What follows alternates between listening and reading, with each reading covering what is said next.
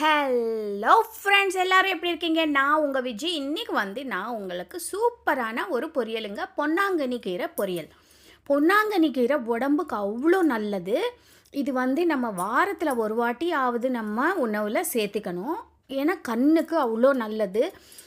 அப்புறம் கீரை நம்ம டெய்லி நம்ம சாப்பிட்ற உணவில் ஒரு பங்கு கண்டிப்பாக கீரை சாப்பிட்ணும். அப்போ தான் நம்ம நல்லா ஆரோக்கியமாக இருப்போம். இந்த பொன்னாங்கண்ணி கீரை முக்கியமாக ரொம்ப ரொம்ப உடம்புக்கு நல்லதுங்க. கண்ணுக்கு அவ்வளோ நல்லது. நம்ம பசங்களுக்கு இந்த பொன்னாங்கண்ணி கீரை டெய்லி சாப்பாடில் கொஞ்சம் கொஞ்சம் சேர்த்து கொடுத்தா அவ்வளோ நல்லது.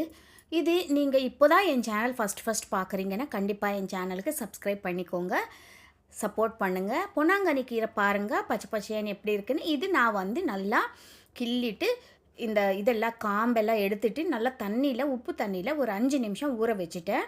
அப்புறமா அதை அலசிட்டு இன்னொரு வாட்டியும் அலசிட்டு நான் ரெடி பண்ணி வச்சுட்டேன். இப்போது இது தோரம் பருப்பு, ஒரு 1/2 கப்பு தோரம் பருப்பு நான் தண்ணியில் நல்லா கழுவிட்டு ஊற வச்சுருக்கேன். இது பொரியல் ஆனாலும் நம்ம தோரம் பருப்பு ஊற வச்சிட்டோன்னா அங்கங்கே நம்ம சாப்பிடும்போது இந்த தோரம் பருப்பு நம்மளுக்கு அப்போ அங்கங்கே கிடைக்கும். அது ரொம்ப சூப்பராக இருக்கும். நான் எப்போவுமே இப்படி தான் செய்வேன். ரொம்ப டேஸ்டியாக இருக்கும். கண்டிப்பாக ட்ரை பண்ணி பாருங்கள். கடாய் சூடு பண்ணிக்கோங்க. இதில் 1 ஸ்பூன் எண்ணெய் விட்டுக்கோங்க. ஒரு பெரிய ஸ்பூன்னா 1 ஸ்பூன் போதும். இதுக்கு கடுகு போட்டுக்கோங்க. கடுகு நல்லா வெடிக்கணும். வெடித்ததுக்கப்புறம் நம்ம இதில் காரத்துக்கு வேறு எதுவும் போடலைங்க. 2 காஞ்ச மிளகா மட்டும் கிள்ளி போடுறேன் நான். அவ்வளோ அருமையாக இருக்கும். நீங்கள் நெய் போட்டு பிசைஞ்சு சாப்பிட்டிங்கன்னா செம்மையாக இருக்கும். காஞ்ச மிளகா மட்டும் நம்ம கிள்ளி போட்டுக்கலாம். பச்சை மிளகா கூட போட்டுக்கலாம். மெலிசாக கட் பண்ணி அது கூட நீங்கள் போட்டுக்கலாம். நான் காஞ்ச மிளகா போட்டிருக்கேன். அப்புறமா இதில் நீங்கள் நிறைய பூண்டு வேணால் சேர்த்துக்கலாம். நான் இதில் பூண்டு சேர்க்கலை இன்றைக்கி. அப்புறம் நம்ம தோரம் பருப்பு இருக்கும் இல்லையா, ஊற வச்ச தோரம் பருப்பு இதில் போட்டுருங்க. 1 மணி நேரமாவது அந்த தோரம் பருப்பு ஊறணும். அப்போ தான் நம்மளுக்கு பொரியல்லாம் நல்லா உதிரி உதிரியாக வரும். இப்போ நம்ம தோரம் பருப்பு போட்டாச்சு. தோரம் பருப்பு போட்டதுக்கப்புறம் இதில் நம்ம ஏற்கனவே க்ளீன் பண்ணி வச்சுருக்கோம் இல்லையா கீரை, அந்த கீரை போடணும். ஃபஸ்ட்டு ஒரு வாட்டி கிளறி விட்டுக்கோங்க. இந்த தோரம் பருப்பு இந்த எண்ணெயில் ஒரு வாட்டி அப்படி மிக்ஸ் பண்ணிக்கோங்க.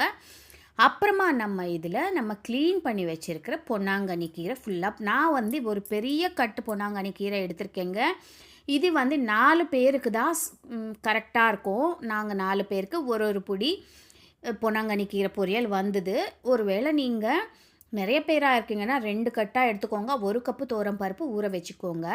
நான் இப்போ 4 பேருக்கான பொரியல் தான் காட்டுறேன். இப்போ மூடி போட்டுருங்க, சிம்மில் வச்சுடுங்க. ஒரு 5 நிமிஷத்துக்கு அப்புறம் கீரை பாருங்கள் இப்படி நல்லா சாஃப்டாக வெந்துடும். இப்போ பார்த்தீங்கன்னா ஒரு வாட்டி மிக்ஸ் பண்ணிக்கோங்க. தோரம் பருப்பு அப்படியே அடியில் இருக்கட்டும். நம்ம மேலே கீரை போட்டிருக்கோம். ஒரு 5 நிமிஷம் மூடி போட்டு விட்டுறணும். அப்போது இந்த தோரம் பருப்பு ஒரு 3/4 பதத்துக்கு வெந்திருக்கும்.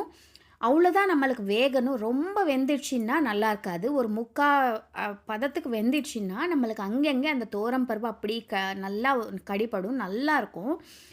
இப்போ பார்த்தீங்கன்னா இன்னும் ஒரு 5 நிமிஷத்துக்கு அந்த தண்ணி எல்லாம் வற்றி போச்சு. அப்புறம் நம்ம ஒரு வாட்டி மிக்ஸ் பண்ணிட்டோன்னா இந்த பொன்னாங்கண்ணி கீரை உதிரியாக இப்படி சூப்பராக இருக்குது பாருங்கள். இப்போ இதில் மஞ்சத்தூள் போட்டுக்கோங்க. மஞ்சத்தூள் எப்போவுமே லாஸ்ட்டில் போட்டுக்கோங்க. அப்போ தான் நம்ம எண்ணெயில் போட்டு இது பண்ணிட்டோன்னா மஞ்சத்தூள் நம்ம கொடுக்க வேண்டிய ஒரு நல்ல குணம் அதில் போயிடும்.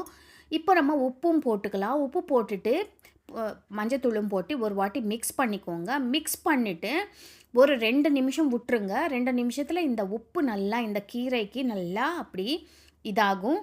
அப்போது ஸ்டவ் ஆஃப் பண்ணிவிடுங்க. இது எப்படி சாப்பிட்ணுன்னா நல்லா சூடான சாதம் வச்சுக்கோங்க. நெய் ஊற்றுங்க. ஒரு 2 ஸ்பூன் நெய் ஊற்றிட்டு இந்த பொன்னாங்கண்ணி கீரை பொரியல் மிக்ஸ் பண்ணி சாப்பிடுங்க. இதில் வேறு எதுவும் வேண்டாங்க. இந்த பொன்னாங்கண்ணி கீரையோட ஃப்ளேவரே அவ்வளோ செம்மையாக இருக்கும். ரொம்ப டேஸ்டியாக இருக்கும்.